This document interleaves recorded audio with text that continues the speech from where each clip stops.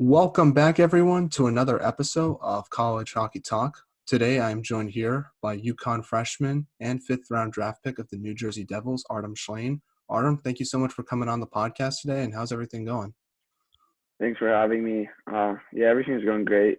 Back at home in Minnesota, um, spending time with my family and just enjoying some time off.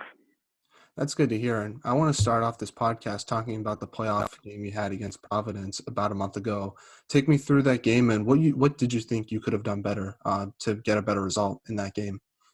So we had two games against them, and the one game was a regular season, the last game of the regular season, and we played them at our rink because we were supposed to play them in the mid-year, and they got some COVID issues. We played them there at their rink. We lost, and then we were supposed to play them at our rink next day, and then they canceled the game. So we had to play them at the end of the year, and that game was kind of deciding who would get home ice for playoffs. So we came out that game and won, and 2 days later we find out we play them again, but we have home ice again, kind of same deal. But obviously, it's really hard to win in Hockey East twice in a row against the same team. And when we came out a week later, I think it was a good game overall, and I don't think the score really describes what it was. But yeah, they just played. I thought they played better than us in the last game, and that's why they got the win. Yeah, no, you guys were losing 3-0 after Providence capitalized on some good chances. Then Joachim Kondolik got that goal in the second period, and it kind of gave your team some motivation heading into the third period. How did you try to use that goal that he scored heading into the third period, and what do you think happened in that third period that made the lead much larger than it could have been? I think Providence is one of the best defensive teams in the country, and they showed that in the third period. Just lock down hockey, kind of cross the red line, dump it in, and just play their 1-2-2. And I thought we did good things in the second, and we tried to convert on our chances in the third. We had a couple power plays that we should have used. One of the goals got called off, but it's part of the reason they won because they're winning battles and doing more details than we did. Now, how was playoff hockey different from regular season hockey in your experience? Uh, we just had one game, and same team, same place, so it's hard to tell the difference. But I think just playing against Providence, playing them 3 times, and all the games were competitive, no matter what the score was. Now, talk about what's it like playing in Hockey East and just the competition you face every night, because it's obviously one of the best conferences in college hockey, and UMass obviously won the national championship, but which I think proves that statement. Right. Yeah. We are actually our first game, our season opener was against UMass at in Amherst, and we played at their rink. And it's the Olympic size sheet; it's bigger. So right away, I thought they used that to their advantage, and they were, I thought, much better than us in the first game when we played them at their rink, and then they came to our rink, and obviously the difference in the ice sheet, you could see that they couldn't use stretch out the zone and break up the puck as well as they did in their own rink. And overall, Hockey East, it has a little bit of everything. It has defensive teams like Providence, but it also has the skilled and offensive teams like BC, BU, and I think for UConn, we're right in the middle. We can play any game. If we want to play lockdown, we can play that. If we want to play skilled hockey, we can do that as well. Yeah, I was reading a stat watching the championship game a few weeks ago, and it was saying how UMass was 17-0-1 when they had the lead in the third period, and the one loss came to UConn, which was the second game of the year. So I thought that was an interesting stat. Oh yeah, it was. That game was actually that was our first win of the year, and we were down I think 3-1 with 4 minutes left, and someone got a penalty, so we were in the kill for 2 minutes out of 3.5, and we scored 2 goals. One goal was even strength, and the second one we were down 3-2 with I think a minute and a half left and still had some time to kill. But yeah, our assistant captain Brian Regali scored a rebound off the pad. In the shootout, Kale scored in the shootout, and yeah, we won that game. Yeah, that was one So of that the was best games of exciting. the year. And because like I thought UMass was going to win that game in overtime, and then obviously that goal got called back, and then Kale got that great shootout goal, and it was just cool to see the excitement he had, and I think that really energized your team heading into the first half of the year.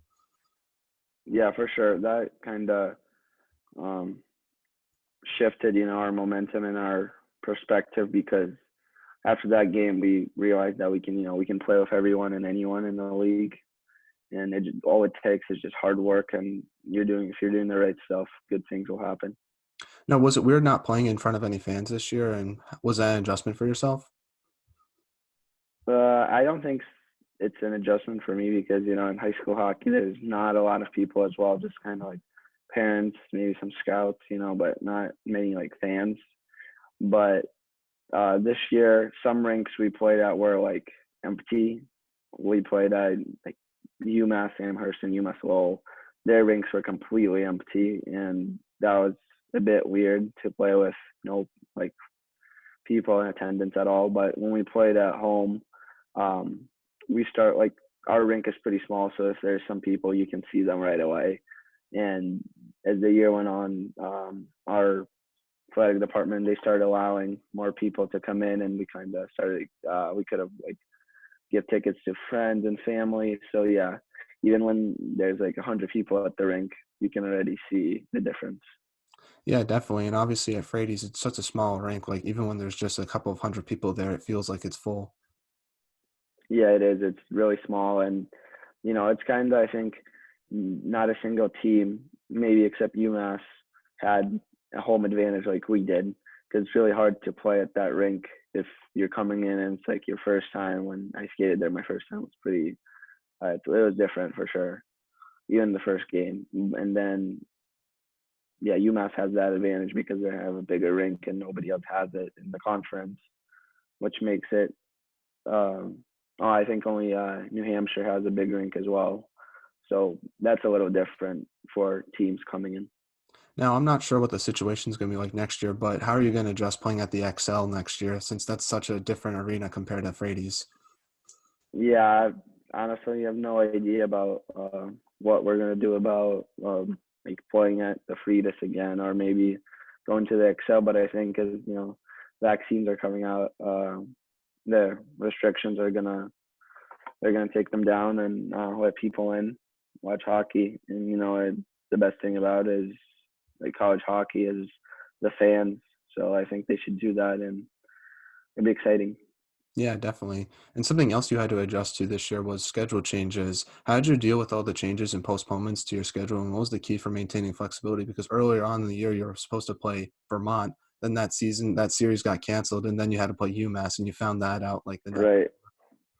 Yeah, that was kind of, we expected that can happen because first, in the summer, we're told that the season would probably start in October, like mid-October to end, and then in November, and then, it started at the end of November pretty much.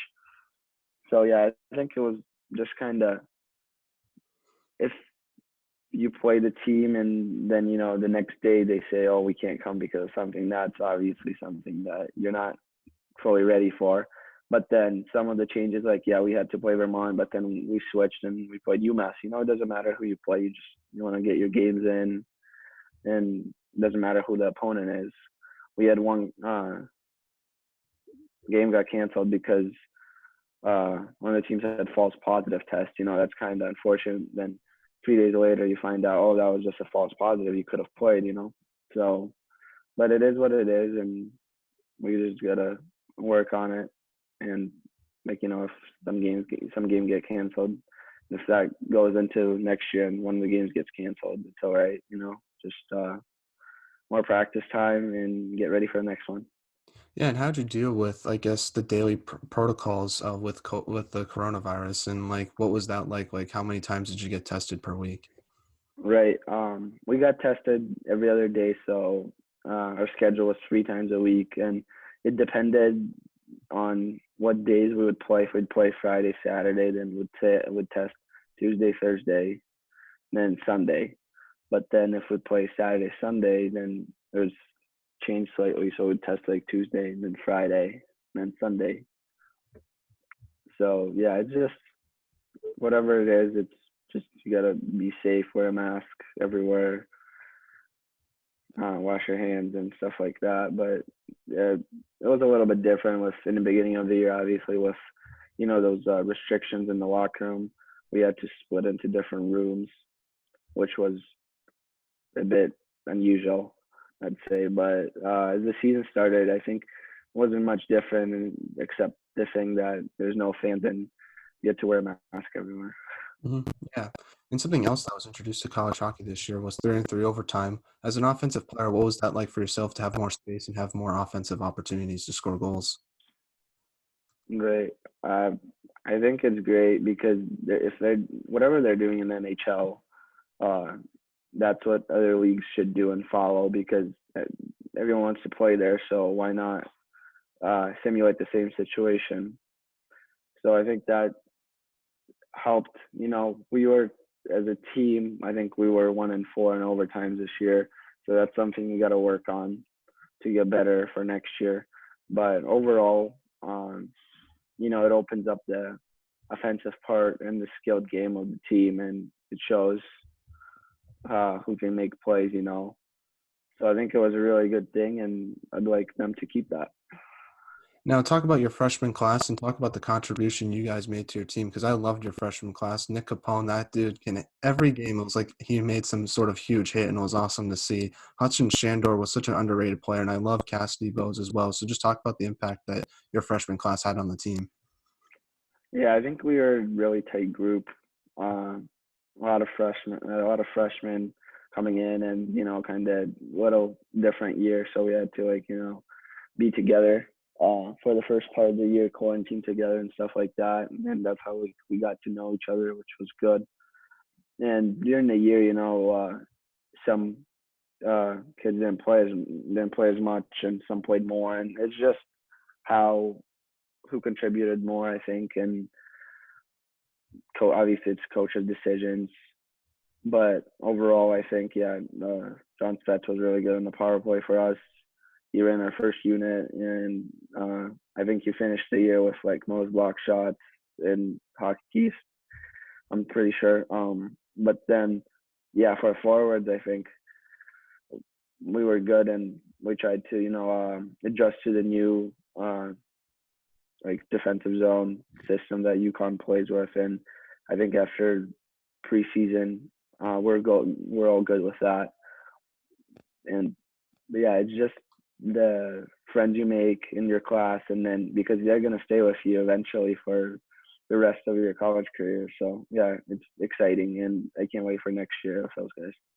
Now, one thing I noticed about your team was your physicality. You guys really out physical played a lot of the teams in Hockey East. However, you guys were one of the most disciplined teams in Hockey East as well. Is that something you guys work on in practice? Yeah, our coach. So we were taking penalties in the beginning of the year for a couple of games, and our coach told us that you gotta play physical, but it has to be from whistle to whistle, and that kind of was our motto for the rest of the year. Be physical, play hard, hit, but do it between the whistles, and I think that's what we did overall, and I think we're gonna stick to it for next year. Now, talk about the leadership on your team and how did they help your transition into college hockey, especially guys like Carter Turnbull, who wore the A and he was a great player, Ryan Regali, Zach Robbins, and Adam Karashek. Right? Yeah, those guys are obviously a lot older than me, and I think they did a lot for the team this year. With kind of maintaining and doing everything they could so we could stay in those COVID protocol guidelines, not cross them, and don't have any stoppage kind of play or any postponements. And I think we did really good, except we got one game postponed against Northeastern because we had a false positive, and then um, but overall I think they did a great job. And Kerry is our captain. He played, I think, a lot of minutes and a lot of kills. Like he would make great blocks that would kind of give the energy back to our team if we were going through like a tough couple of shifts. And on the bench, their energy on the bench was exceptional, and I think we have to continue that and kind of try to maintain that throughout our next year. And what was the biggest improvement you made to your game this year? Because I noticed like your offensive abilities was really great, especially the assist. I think you had like 15 assists this year. Do you think being in a line with Mark Gacom helped that? And just talk about the improvements you made this year compared to the last year with Shattuck. I think the biggest part is just kind of creating time for yourself, because as you go level higher, you get less and less time to make a pass, make a play, stuff like that. So that's what I worked on. Another little detail that I thought I had to work on in the beginning of the year, and I think I made an improvement in the face-offs, because in the beginning of the year I had to adjust. It's the guys are a little like quicker, stronger. So you got to work smarter than them if you're a smaller guy. So I think the face-off dot, I worked on that a lot during the year, and I think I improved in that aspect. But other than that, is just creating space for yourself. Shooting where you have to shoot, passing where you have to pass. Kind of the simple things that you think are automatic, but at this level, you got to work on everything to keep up with guys. You scored your first goal against Northeastern. Talk about that breakaway and just what emotions were you feeling after that goal? Yeah, I haven't scored the whole year, and then we played Northeastern, and it's just kind of just every game I came out with, just shooting when I have to shoot, and trying to score. But that one, I think we're back checking, and then guy threw a pass to the middle, one of the Northeastern players, and I think it clipped my stick a little bit and went in another direction. And I saw one of our guys picking it up, and I just sprinted out of the zone. And he saw an opening, gave me a good pass, and then it was like a 1-0 breakaway that in practice I'd shoot 5 hole when that would happen. So I just kind of stick to that and did that, and I went in, and it's exciting. It's exciting to score like your first goal at any level, but especially here. Now, what's it like to play under Coach Mike Cavanaugh, and how has he helped your hockey development this year? I think he opened up a new perspective for me for hockey. Just uh, his vision. That we play a very unique defensive zone coverage, which I think helps us a lot to create 3-on-2s and 2-on-1s. But overall, I think he kind of said that you got to create space for yourself if you want to play at this level. And it's not that this is faster or something like that. It's just the thing that players close out space and close out your options quicker. So if you learn how to create space here, then you should be fine. Yeah. So I think he helped me a lot, and I'm excited to work with him for next year. Now, like I mentioned in the intro, you were drafted by the New Jersey Devils. Where were you when you found out that news, and how excited are you to play with the Devils organization in the future? Yeah, the draft was postponed multiple times, and then it was scheduled for October, I think 8 or 9, and we're sitting together at one of my teammates' apartments. It was me, Jan, who was also drafted by Calgary, and we're just sitting and watching it, and kind of, the picks were going one by one, and Jan got drafted in the second round, and we're all excited for him, and then we had to wait a little bit, and then I think I was on my phone doing something, and everyone started yelling that like my name popped up, and I look up, and it was really exciting, because it happens once in a lifetime, so it was definitely something to remember. Now, what was the draft process like for you, and how did you communicate with teams, especially since it was all virtual for the most part? So for my senior year, I stayed at Shattuck, and teams would first part of the year it was normal with no COVID, so teams would come and watch, and you would have in-person interviews that's actually what happened with the Devils. I had an in-person interview with them. But some teams would contact you when COVID started and do a Zoom interview and kind of get to know you on the phone, I guess, or through a screen. I don't know if that played any role in the draft process of everyone, but I think for me, I'm excited to be a part of the Devils organization, and it was definitely a unique draft that I don't think it would happen again, but hopefully not. Yeah, But definitely. yeah, overall, I'm excited and can't wait to get things started there. Yeah, and was it cool for yourself to see other UConn players get drafted? Obviously, Jan Kuznetsov got picked in the second round, then Nick Capone got picked a round later with the Lightning. Oh yeah, me and Jan were like friends from a while ago because he played in Russia too. He played for St. Petersburg team, um, and we played actually against each other at nationals in the finals. And then he played at Sioux Falls, and I was there for a couple games in the playoffs, and I was there for like a couple weeks in the regular season. So yeah, we lived together, so we kind of knew each other, and yeah, it was exciting when he got drafted, and then Nick, we got to know each other during quarantine, and yeah, it was kind of like I think 1.5 months in the school year. So yeah, I was happy for both of them, and then yeah, I got to know them better and better as the year went on. Now, you're from Moscow, Russia. Russia. How did you start playing hockey and falling in love with the sport? Uh, yeah, so actually, it's an interesting story because first my mom bought me like figure skates, and I started figure skating when I was younger, but then I didn't like it because it was kind of an individual sport, and I was like more of like, I would always play some soccer, like basketball, like a team sport. I liked all the team activities, like team sports. So then I said that I don't want to figure skate because it's like individual, and I was not a fan of it. And then my dad said, "Let's try hockey." And yeah, he would watch that on TV every night, and I would just be sitting there and watching it. And I wouldn't understand as much, so like 5, 6 years old. But then yeah, he bought me skates, and I already knew how to skate, so when I came in, it was easier. So yeah, overall that's how it started, and I started like on a B team in Moscow, and then got invited to the A team, and that's how it went. And who was your favorite player growing up?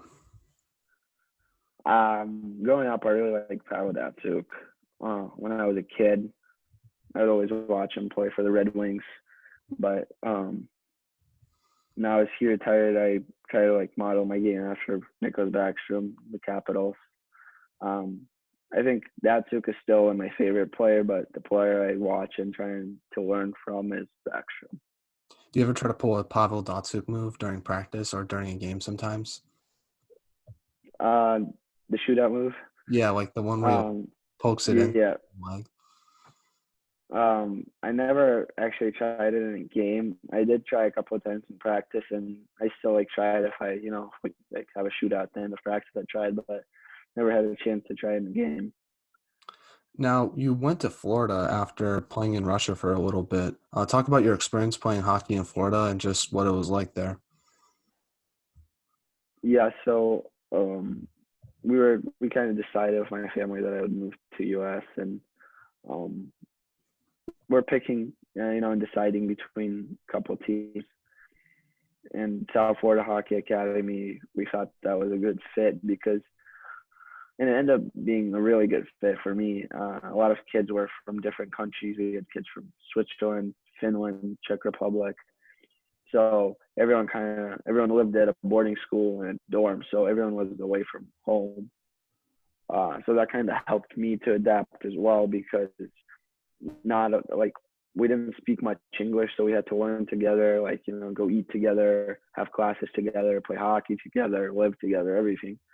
So I think and the coaches there were great. One of my most favorite coaches, Oli Jokin, was there. He ran the program, and he was the head coach of the U16 team that I played on. And then Thomas Falcone was there as well. And there would be obviously other NHL players who would come, and we would have kind of like a skill session with them, and it would be really exciting, and you'd learn a lot of new things from them. I was looking up research about this program, and there's a photo of you with David Pasternak. What was it like getting a chance to meet him in that Florida Academy? That seems super fun. Yeah, so I actually did meet Pasternak there, um, but I met some other players who would stop by, to just uh, South Florida Hockey Academy. They're on camps in the summer for actually like a lot of NHL players, like UConn's, I think, like friends and guys he played with. They come there for a camp, and you learn a lot. There's obviously Ole, and then Buckholm. That he was there. He would dress as a goalie sometimes, and come out for our practices. And yeah, it's just the experience you get from those guys. I don't think you'd have as much experience, you know, in youth hockey in any other program from NHL professionals, who played in the league for a long time. No, then you went on to play for Shattuck St Mary's. How'd you get the opportunity to play there? So one of the options was Shattuck, right when I was moving from Russia to US, and we're looking at that. But um, but we went with South Florida, and then a year later, my dad got an email from the coach saying that we have a spot for you, and obviously, like the Harvard of hockey, so went to play, accepted that right away, and I think it played a huge role. Those 2 years at Chaddock played a huge role in just my development as a hockey player and as a person. And what's it like being a part of the historic program with so many legendary players that went there before you did, like Nathan McKinnon and Sidney Crosby? Yeah, I think Shattuck does a great job, like year to year. I think they have multiple draft picks in the past 5, 10 years, and they keep doing that. They obviously have a name for themselves, but they don't stop on that.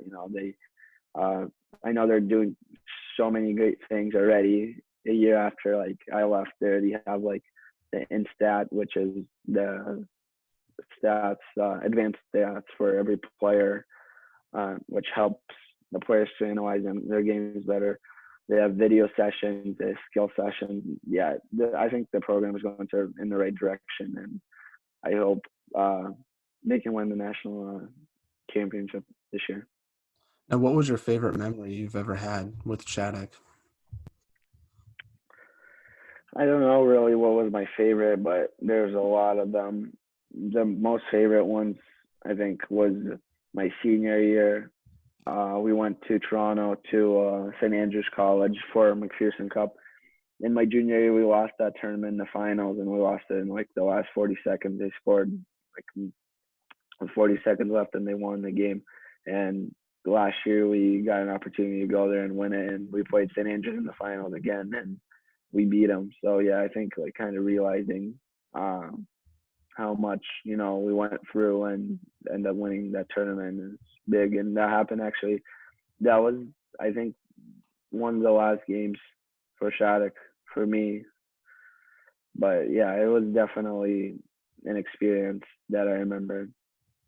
Was it an adjustment being away from your family at Shattuck? Because I know some of the players that go there have to basically do a dorm room situation. Was it an adjustment not being with your family and being far away from home? We're right. There's kind of, you get an option. You can either live in the dorm, or you can live in a house if your family's there. But my first year, I had to live in the dorm because my family was still in Russia. But then my second year, my brother came over, and he was on the Bantam team, and I was on the prep team. And our mom came here, and we got an apartment in downtown Faribault, and we all lived together. And yeah, and it was great. It was kind of a change for me, and I think uh, it played an important role in that year as well. And then now we still have that same apartment. And my dad is here already, and my brother's on the U15 team, and yeah, he's doing great. So I think overall, just it doesn't really matter if you're like in a situation where you have to live in a dorm or a house. I think when it's your first or second year, you would live in the dorm just to just be with the guys, and but maybe senior year, get moving the family. You know, if you have an opportunity to live in a house, so definitely a positive. It was a positive for me. You still talk to Yeah. some of your former teammates there? Oh yeah, we still keep in touch with uh, Winter Wallace. We played with him last year. And then Tyler Cooper, he was uh, senior 2 years ago, my first year at Shattuck, and many other guys. And still, like right now, I'm back, and some other guys are coming back too because they still have brothers going to Shattuck or just like houses here. Yeah, we golf together, you know, skate together here at Chaddock. It's great. It's just a culture that cannot be, you know, duplicated or repeated. It's How unique and did special. Yeah, and how did Shattuck help prepare you for college hockey with UConn? I think we play a really tough schedule at Shattuck, and it's really competitive with we would play all like mostly the top 20 team every time, and you know, go play St. Andrews, which is the number one team in Canada. Go play Culver, which are really fun games with the number of people that get at their rink and how competitive it is. Then we'd play some teams from Chicago, like would play the Mission. Would play Victory Honda from Detroit, and would go. Last year we went on a tournament to Merrimack. We played Nichols there, and then we played Kimball Union, some East prep schools, which was really good. And those teams they have really good kids on them too. So that's how like you get better. You have to play with the best and practice with the best. Now, what was your recruiting process like, and why did you choose to go to UConn? Because if my memory serves me right, it was like a year ago today, basically, when you announced that you were coming here. Yeah, I really like the coaches, and I think the most important part is just what guys are around you. And like I said, you have to feel like at home. And I think the most important part is you gotta know that people around you trust you. So that was the most important part, and that's why I chose UConn because I felt that trust, and I wasn't wrong. Now, how have you balanced academics and hockey and everything since it's all online? How did you adjust to online school, I guess, because that's been an adjustment for myself as well. Right. So like online school started even when I was in my senior year of college. Um, some classes, well, after spring break, our school kind of shut down, and we had everything online. So it was kind of a good adjustment. And then when college started, I had just 2 classes in person, and 4 others were online. It's it lets you manage your time, and you learn how to manage your time. And in general, time management is very important in college, but during online classes, you have to be on point every time. You have to remember what things you have to do, what classes you have, what homework assignments. Then you have to balance it, obviously, with your hockey schedule. You know, when you have practice, if you want to come in the morning and skate and get better in some things, you think you struggled during the games, like a week, like on the weekend, you can certainly do that. But you can't forget that you have school, and you're working towards that degree. That's why you went to college. Definitely. How do you deal with the Zoom breakout rooms? Because those are a mess, in my opinion. It was a bit different. Some classes, for example, like my math class, we would just have it online the whole time. But more of like the elective courses, they would have those Zoom breakout rooms. And if everyone decides what they want in life, just in general, and if you want to learn, if you want to get better at things, you would listen and you would participate, and you'll show your effort. And if you kind of don't care and stuff, then you won't. And it's just everyone decides what path they want to take. Definitely, definitely. What's your major, and what do you hope to use? What do you hope to do with Uh, after college? yeah, so decided to stay on track with business management, and then have a minor in sports management.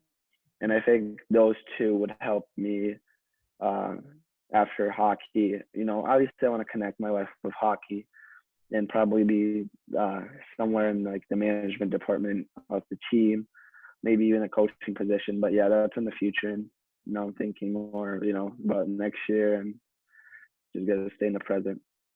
Now, how did you prepare for this upcoming season or this past season, especially with all the challenges that everyone faced this offseason with gyms being closed and obviously ice time being very limited? Right. Yeah. So at Shattuck, the gym was closed, and then the rink was closed in the summer. So I had to went to Buffalo to work out there with my um, trainer there for 2 weeks, and then went to Boston. I actually stayed with Mark McGatcombe there at his house and worked out with him and skated with him. So that was really good. I think he helped me a lot during the summer to kind of get ready for college and get the things I need, Uh, and we came in August and we went for a quarantine and then we started working out, and started skating. And I think it kind of till November we had that full summer pretty much to get ready. So I think it changed a little bit, but didn't change my much in terms of preparation for the season. So we're now in the non-hockey segment of the podcast where I ask you some non-hockey questions. My first question to you is, who is the funniest on UConn? That's a tough one because we have a lot of people that are funny and can joke around. But I think I'll go with Ryan Wheeler. Nice. Who has the best style on the team besides yourself? That's definitely I go to Robbie, Zach Robbins. Now, who is the best trash talker on the team? Um, I think that'll go Wheels as well. Now, what is your go-to meal before a game? Well, if I had to pick, I go with Subway. I always have a Subway sandwich before we don't have a meal, or if I feel like hungry, I'd eat like a small Subway sandwich before. And what music do you like to listen to before a game? I kind of have a mix that it's like a 45-minute long mix that I listen to. I just put it in and it's the right time so I can, it ends right before we have to go on the ice. And sometimes if I'm not feeling it, I would just listen to what's playing on the speaker in the locker room. But most of the time, just have my headphones in and listen to my own stuff. Yeah, like just a variety of stuff. Definitely. Who's your go-to artist before a game? Is it like a hip-hop artist or an EDM? I really like Imagine Dragons. Mm-hmm. Um, Whatever it takes, especially. I think that song kind of I have like special memory with that song. So I listen to that before I go on.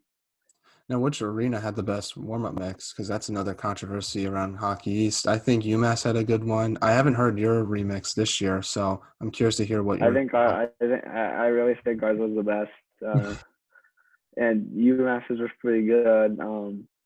I think Northeastern's was good. I like Northeastern's, but yeah, I think I'd go with ours at home games for sure. Now, if you could have lunch with anyone in the world, who would it be and why?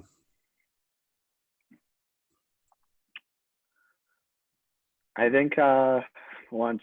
It's a tough one. I'd probably have two. I have two people in mind. One of them would probably be Will Smith. He's my favorite actor, so I just want to know him, and it's like, and like, he's in many different movies, and you know how like some actors would be in one like really funny, like all the funny movies and all like the thriller ones. But he's like in a variety. He can be in a comedy, but then he would be uh, he'd be like a killer, in some other movie. And it's just different. It's tough to. I think it's tough to like change your character, and kind of play a different person. So yeah, I would want to know how he does that and who he is in real life. Mm-hmm, definitely. But then second person, I think I'd go with Sky Bowman because he was a great coach and just to learn from him, and how he did that, how he did what he did, and those, the amount of Stanley Cups he won and great teams he had, and how he maintained that culture, in the locker room and overall as an organization. Yeah, it would be great. Yeah, I'd like to meet Austin Matthews for lunch because he has great style off the ice. So I definitely need some pointers on that. But also, he's one of the best NHL players today. So it'd be cool to hear how he like goes through motions throughout warmups and stuff like that. Right. Now, Yeah, another non. Austin Matthews, Oh, sorry. Go ahead. really guy. I think one of my teammates in fantasy hockey has him. So yeah. Hmm. big Definitely. guy. Now, another non-hockey question too. Apparently, this is asked in a lot of draft meetings. Is if you could be any animal, what animal would you be? Um, I haven't really like I that question was asked a couple of times, and I was always in between the two. I don't know why, but it would always be a lion or a panda. I don't know why. Lion is kind of a character thing, I guess, but a panda, I don't know. Hmm. Kind of what animal I like, visually probably. Yeah, definitely. I would choose a dog just because like they're loyal, but they also work hard for their owners. So that would be like a good example for NHL scouts. Right. Now, last non-hockey question to you is which actually no, we don't have any more. My apologies. So back to some hockey questions now. What advice would you give a younger player trying to make it to Division I college hockey? I think it's just stay in the present and don't look at what the future holds and kind of don't predict where you're going to be, in 2, 5 years, because I've seen so many kids, that I played with and that was older than me or younger right now, and I'm looking like at their progress, and some of them were the best players they can possibly be at 12, but then when they became 16, they kind of you never heard of that kid again, and then it works the opposite way. Some kids were not as good, and now they get some kids get drafted as well. Like, and it's just crazy how like it changes. It can change in a couple of years, and I think the most important part is staying the present and just work hard. But I think you also have to work smart because a lot of coaches and just in general, like when they give advice and they say work hard, you have to give all your effort and stuff like that. But if you don't put it in the right direction, you're kind of in the wrong place. So yeah, definitely work hard, but put it in the right direction. Be smart about it. What are your off-season plans? Like, what do you hope to work on to your game? Right now, just skating and working out Shattuck, and then because there's still a lot of time till the season, and you kind of have to like let your body regenerate. So do a lot of regeneration stuff. But I think as the summer keeps going, start lifting heavy, and then as it progresses, do more conditioning, and on the ice stuff is work on the skating, obviously, and just shooting more from all positions. Yeah, and also keeping like kind of starting to have like the right mindset for the season and preparing yourself, for a harder season than it was. Sure. Now, as a UConn fan myself, what message do you have for all the UConn fans that are listening to this podcast? I think just kind of this COVID took away from everyone to the opportunity to come watch hockey and enjoy your favorite game. But right now, if they let back in, I hope they come and cheer for us at the Excel Center or at the Fridas, wherever that would be. Awesome. Well, do you have any shout outs you'd like to give to your teammates, friends, or family members before I let you go? Well, I'm always thankful to my family for like who I am right now and what they do for me. But I hope you do a podcast, with my brother later when maybe he's in college or maybe in junior or something like that. Yeah, that'd be Awesome. great. I'll definitely reach out to him. No, that's awesome.